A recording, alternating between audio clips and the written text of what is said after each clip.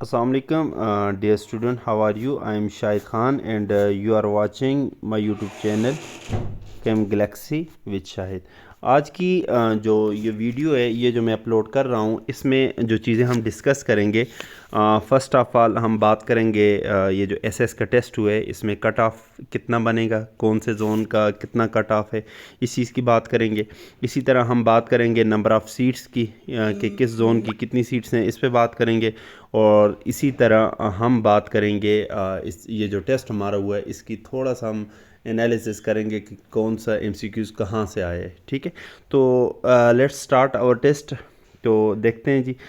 जैसे कि हमारे पास पहला हमारे पास वो क्वेश्चन था जो कि हमारे पास स्पॉन्टेनियस प्रोसेस से रिलेटेड था। ये जो आपके पास एमसीक्यूज़ है, ये आपका थर्मोडायनेमिक्स से आया है। थर्मोडायनेमिक्स उस पोर्शन से ये एमसीक्यूज़ आए, ये पहला एमसीक्यूज़ था।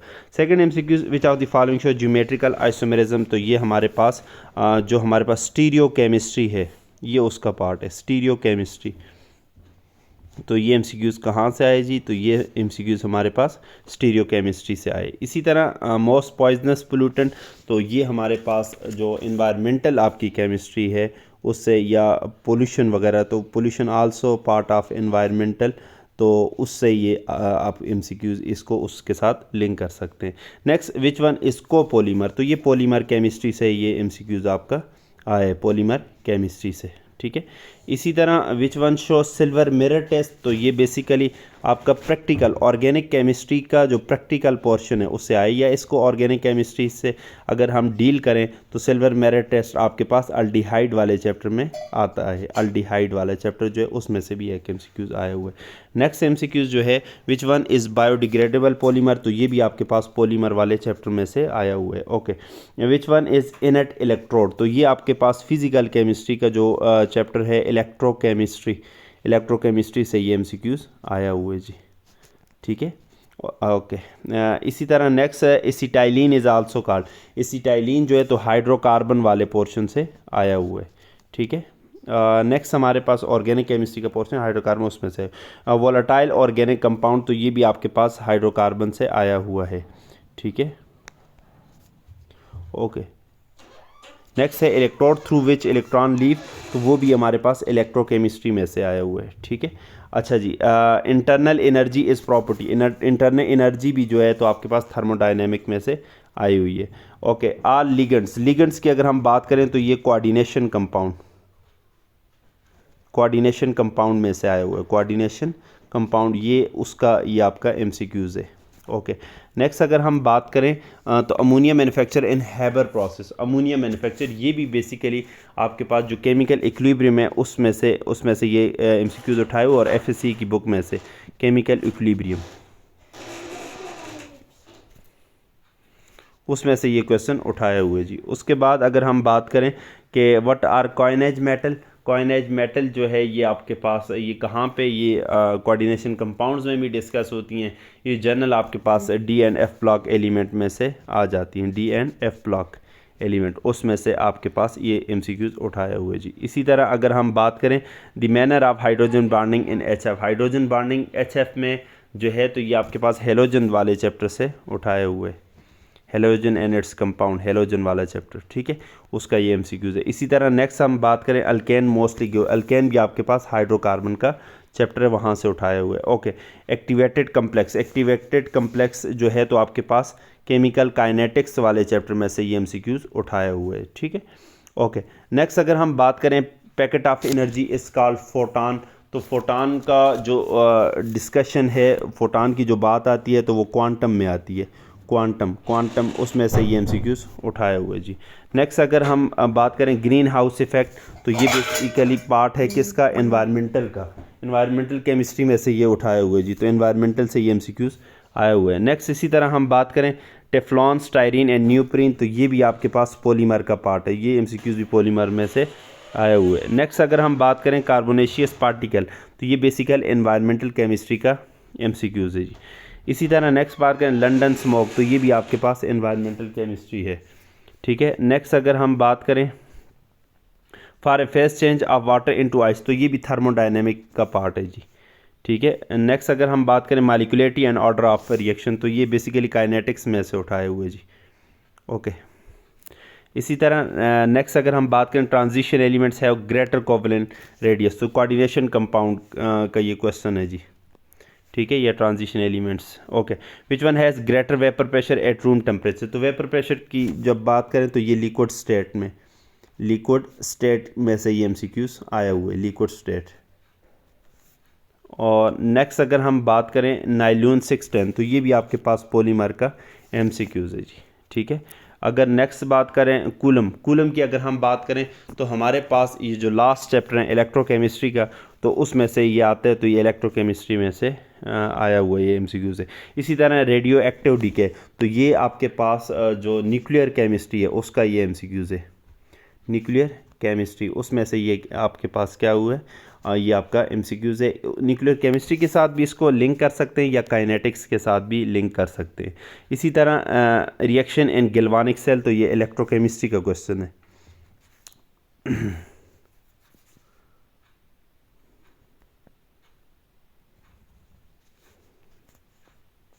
ओके। नेक्स्ट हमारे पास है वोलेटाइल ऑर्गेनिज्म, ये तो डिस्कस हो चुका है। Next which one is not macro molecule, micro and macro molecule, तो ये भी आपके पास किस में आता है, ये आपके पास बायोकेमिस्ट्री का एमसीक्यूज है, बायोकेमिस्ट्री।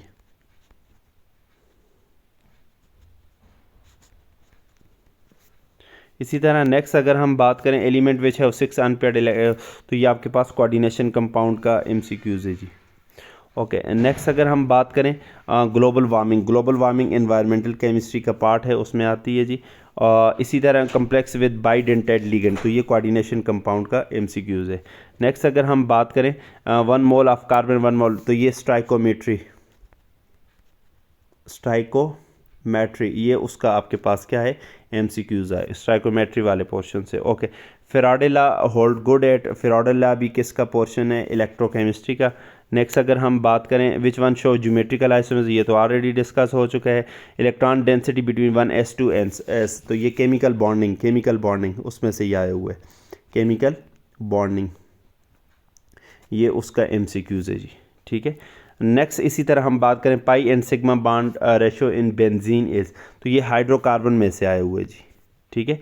नेक्स्ट अगर हम बात करें पीएच ऑफ फर्टाइल, तो ये आपके पास एसिड बेस एंड साल्ट में से, एसिड बेस एंड साल्ट, उसका ये एमसीक्यूज है, एसिड बेस एंड साल्ट में से एक एमसीक्यूज आए हुए जी। ओके। हार्डनेस ऑफ वाटर, तो ये आपके पास जो वाटर वाला पोर्शन है इन्वायरमेंटल 2 के नाम से हमारे पास एक वो होता है, तो ये उसका पोर्शन, उसमें से एमसीक्यूज आए हुए जी। इन रिडॉक्स रिएक्शन की बात करें तो ये इलेक्ट्रोकेमिस्ट्री का क्वेश्चन है, उसमें से ये आया हुआ है जी। नेक्स्ट अगर हम इक्वेशन, तो ये इक्वेशन आई थी फर्स्ट लॉ ऑफ थर्मोडायनेमिक, तो ये भी थर्मोडायनेमिक का पार्ट है। नेक्स्ट है ओके, यहाँ तक ये एमसीक्यूज़ की बातें आ गई जो हमने पढ़ा है। ओके। अब अगर जनरली जितना भी मैंने रिवाइज़ किया आपके साथ अगर डिस्कस करूँ कि बेसिकली ये जो एनालिसिस है इस पेपर का, ये आपको काम कहाँ पे आएगा, ये आपको नेक्स्ट जो आप प्रिपरेशन कर रहे हैं उनमें से तो हमारे जो एमसीक्यूज़ हैं वो किस किस चैप्टर से आए हुए हैं तो आपने याद रखने हैं। पहला जो हमारे पास अगर फिज़िकल केमिस्ट्री के देखें तो फिज़िकल केमिस्ट्री में किन किन पोर्शन से एमसीक्यूज़ उठाए हुए हैं, तो फिज़िकल हमारे पास उसमें पहला चैप्टर आ जाता है किस में, थर्मोडायनेमिक्स। सेकंड चैप्टर हमारे पास फिज़िकल केमिस्ट्री का आ जाता है कौन सा, इलेक्ट्रोकेमिस्ट्री। इसी तरह हमारे पास फिज़िकल केमिस्ट्री में से जो तीसरा चैप्टर है जिससे एमसीक्यूज़ उठाए जाते हैं वो केमिकल इक्विलिब्रियम। इसी तरह नेक्स्ट हमारे पास जो हमारे पास फिज़िकल केमिस्ट्री का जो चैप्टर है काइनेटिक्स, उसमें से एमसीक्यूज़ आए हुए हैं। इसी तरह हमारे पास क्वांटम केमिस्ट्री से एमसीक्यूज़ आए हुए हैं। सिमिलरली हमारे पास जो आपके पास लिक्विड स्टेट है उसमें से एमसीक्यूज़ आए हुए हैं। ठीक है। तो ये हमारे पास चंद एक चैप्टर्स हैं जिनमें से फिज़िकल केमिस्ट्री में अगर आपने तैयारी करनी है, जो पिछला या अभी जो टेस्ट हुआ है उनमें से जो एमसीक्यूज़ हैं, थर्मोडायनेमिक्स से हमारे 4 एमसीक्यूज़ आए हैं, इलेक्ट्रोकेमिस्ट्री से 6 एमसीक्यूज़ आए हैं हमारे पास, केमिकल इक्विलिब्रियम में से 1 एमसीक्यूज़ आए हैं, काइनेटिक्स में से 3 एमसीक्यूज़ आए हैं, और इसी तरह क्वांटम में से 1 एमसीक्यूज़ और लिक्विड में से 1 एमसीक्यूज़। ये हमारा फिज़िकल केमिस्ट्री का पोर्शन है। इसमें हमारे पास फिज़िकल केमिस्ट्री में हमारे पास जो टोटल एमसीक्यूज़ आए हैं उसको अगर हम काउंट करें तो 4 8 9 10 11 12 13 14 15, 16। तो जो फिज़िकल की केमिस्ट्री है उसमें से जो एमसीक्यूज़ हमारे पास आए हुए हैं वो राउंड अबाउट उनकी जो आपके पास पोर्शन बनता है फिज़िकल का, वो आपके पास 16 एमसीक्यूज़ आपके फिज़िकल से आए हुए हैं। इसी तरह ऑर्गेनिक केमिस्ट्री की अगर हम बात करें, उनमें से किन किन चैप्टर में से आए हुए हैं, तो हमारे पास क्या है, उनमें एक आपके पास स्टीरियो केमिस्ट्री है, ठीक है। इसी तरह हमारे पास आपके पास अल्डिहाइड वाला चैप्टर है। इसी तरह हमारे पास हाइड्रोकार्बन वाला चैप्टर है। इसी तरह नेक्स्ट अगर हम ऑर्गेनिक की बात करें तो ऑर्गेनिक में नेक्स्ट हमारे पास बस यही आती है जी। तो स्टीरियो केमिस्ट्री, इसमें से एक एमसीक्यूज़ आए हुए हैं। जो आपके पास अल्डिहाइड वाला चैप्टर है, इसमें से भी एक एमसीक्यूज़ आए हुए हैं। इसी तरह जो हाइड्रोकार्बन है उसमें से कितने आए हुए हैं, 4 एमसीक्यूज़ आए। तो टोटल हमारे पास कितने, आपके पास जो ऑर्गेनिक केमिस्ट्री है उसमें से टोटल आपके पास कितने एमसीक्यूज़ आए हुए हैं, 1 2 3 4 5 6 एमसीक्यूज़ आपके पास ऑर्गेनिक के पोर्शन से आए हुए हैं। इसी तरह अगर हम इनऑर्गेनिक की बात करें, इनऑर्गेनिक केमिस्ट्री की बात करें, तो इसमें से आपके पास कितने आए हुए हैं, ठीक है। तो इनऑर्गेनिक में पहले हमारे पास कोऑर्डिनेशन कंपाउंड वाला चैप्टर आ जाता है, पहला चैप्टर। इसमें से एमसीक्यूज़ आए हुए हैं, डी एंड एफ ब्लॉक आए हुए हैं, इसमें से एमसीक्यूज़ आए हुए हैं 2। इसी तरह हेलोजन वाले चैप्टर से आए हुए हैं 3। इसी तरह हमारे पास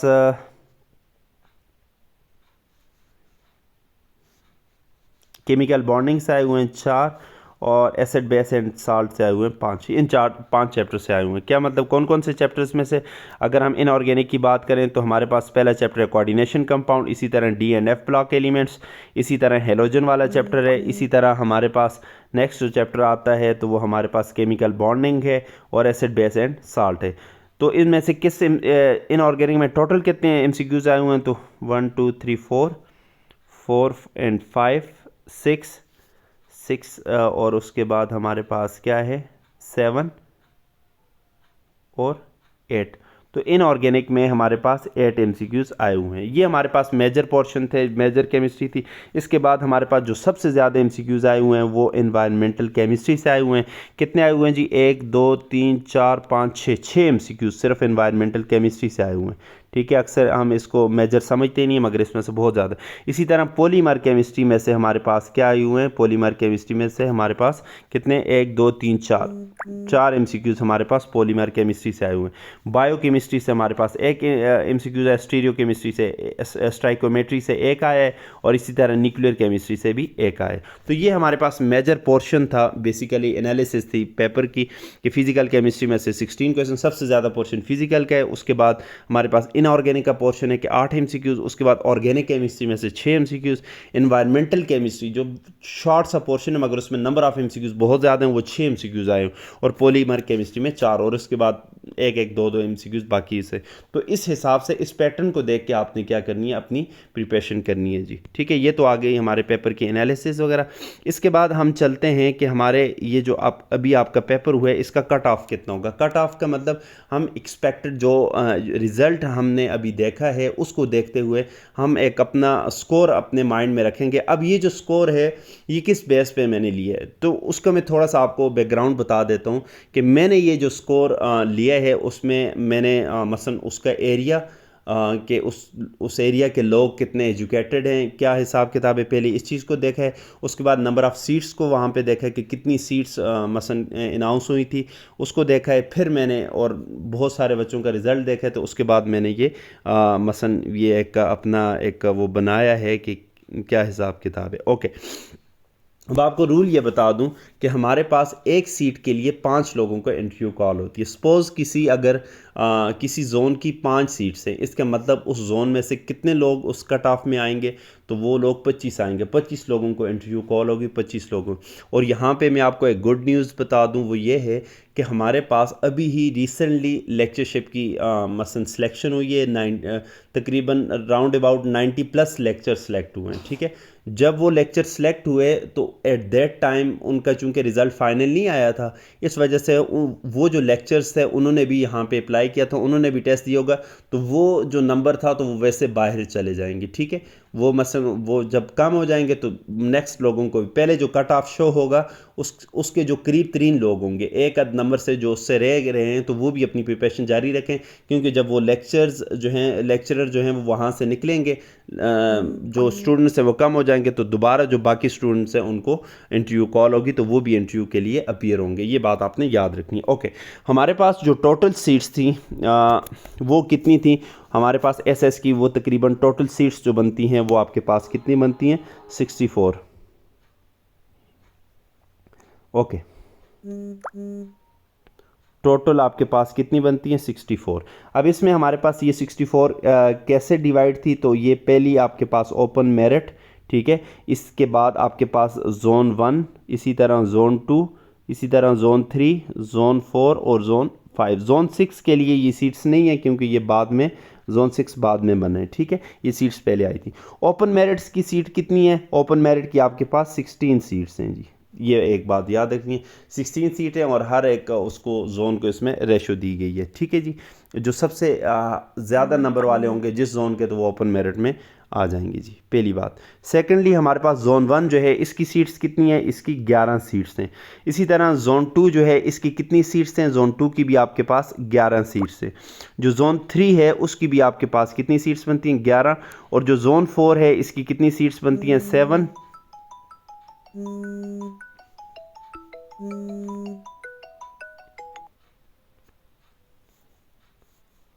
इसी तरह जो जोन 5 है इसकी कितनी सीट्स बनती हैं? इसकी 8 सीट बनती है जी। जस्ट ए मिनट, ये हमारे पास नंबर ऑफ सीट्स आ गई। इसके बाद हम कट ऑफ बताते हैं अकॉर्डिंग टू माय कैलकुलेशन। आपने जो मेरी कैलकुलेशन है ना उसमें +1 और -1 आपने करना है, ठीक है। एक अद ज़्यादा भी हो सकते हैं, एक अद कम भी हो सकते हैं, तो बहरहाल उस हिसाब से आपने चलना है। जो अब मेरे हिसाब से जो ओपन मेरिट इस मरतबा है तो वो मैं डिफरेंट कलर से लिख लेता हूँ, जस्ट अ मिनट, इस ब्लैक से। तो वो ओपन मेरिट आपके पास कितना बनता है? तो मेरे जो हिसाब से जो मेरी कैलकुलेशन है, ओपन मेरिट आपका कितना आएगा? उसका कट ऑफ 36, मतलब 36 या 35, ये वाला नंबर है। इससे जो ऊपर होंगे तो वो क्या होंगे? ओपन मेरिट्स में, पहली बात जी, ठीक है।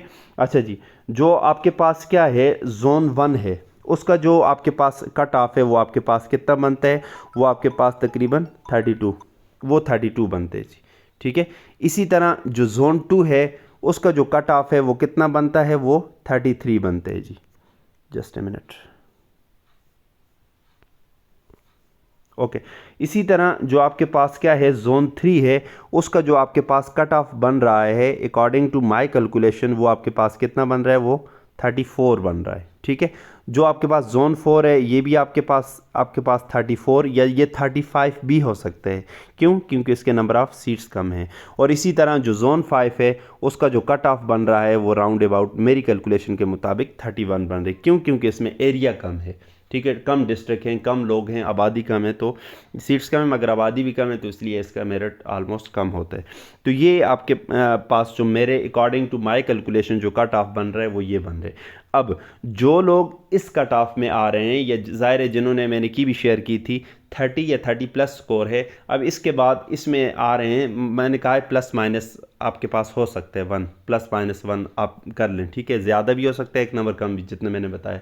और उसके बाद भी ये तो कट ऑफ लगेगा, उसके बाद भी ये मेरिट मज़ीद रिड्यूस होगा जब उसमें से जो लेक्चर्स हैं जो ऑलरेडी अपनी सीट्स पे काम कर रहे हैं वो लोग निकल जाएंगे, तो दोबारा, क्योंकि कमीशन की ये रूल है कि एक सीट के लिए उन्होंने 5 इंटरव्यू करने ही करने हैं, तो अगर 1-2 लोग निकल जाते हैं तो वो मेरिट ऑटोमेटिकली और डाउन आ जाएगा, ठीक है। तो ये आपके पास कट ऑफ बन रहा है, ये हमारे पास इस हिसाब से आपने अपना रिज़ल्ट देखना है। तो इस कट ऑफ में जो लोग भी आ रहे हैं या जो इसके क्लोज आ रहे हैं वो अपनी इंटरव्यू की प्रिपरेशन स्टार्ट कर लें। इंटरव्यू की प्रिपरेशन कैसे करें? मेरे चैनल पे वीडियोस अवेलेबल हैं, ठीक है। अभी मैं सेशन स्टार्ट नहीं कर रहा इंटरव्यू प्रिपरेशन का, क्योंकि एक और मेरा सेशन चल रहा है, तो उस इंटरव्यू प्रिपरेशन का तो उसी को मैं कंटिन्यू करूँगा। उसके बाद जब आप लोगों का रिज़ल्ट आ जाता है तो उस टाइम में क्या करूँगा, यहाँ पे दोबारा मैं सेशन स्टार्ट कर लूँगा इंटरव्यू प्रिपरेशन का। फ़िलहाल आप सेल्फ़ प्रिपरेशन करें, और मेरे जो प्रीवियस सेशन हुए हैं उनकी वीडियोस वगैरह चैनल पे अवेलेबल हैं, आप तब तक उनको देखें, बुक्स पढ़ें, कैसे प्रिपरेशन करें, क्या उसका मसलन क्या सिलेबस फॉलो करें, तो उसके लिए मेरी एक डिटेल वीडियो है how to prepare for interview, तो उसको आप देख लें। तो वहाँ से आपको अच्छी खासी गाइडलाइन मिली। फिर भी अगर आपको कोई मसला हो, परेशानी हो, तो आप मुझसे पूछ सकते हैं कमेंट बॉक्स में या व्हाट्सएप ग्रुप्स में। सो मैं इंशाल्लाह कोशिश करूँगा कि आपके मसला सॉल्व आउट करूँ। Thank you so much for watching my video. तो अगर आपने सब्सक्राइब नहीं किया हुआ मेरे चैनल, तो उसको सब्सक्राइब कर लें। Thank you so much. अल्लाह हाफिज़। Wish you good luck.